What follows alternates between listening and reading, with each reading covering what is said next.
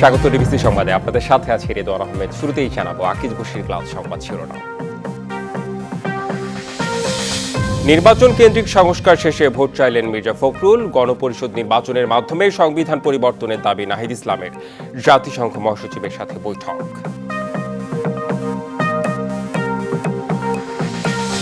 রোহিঙ্গাদের এনআইডি পাওয়া ঠেকাতে ইউএনএইচসিআর এর ডেটাবেজ ব্যবহার করতে চায় নির্বাচন কমিশন, শনাক্ত সম্ভব আঙুলের ছাপ দিয়ে।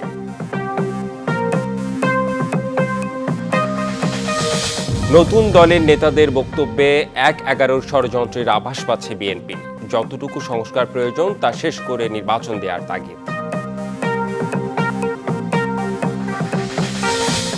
নারীর সুরক্ষায় অ্যাপ চালু করল পুলিশের। ঘটনা লিপিবদ্ধ হওয়ার সাথে সাথে এফআইআর জানালেন ডিএমপি কমিশনার।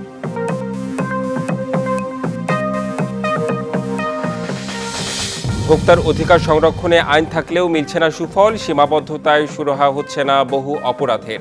আইন বাস্তবায়নের জোর ক্যাবের।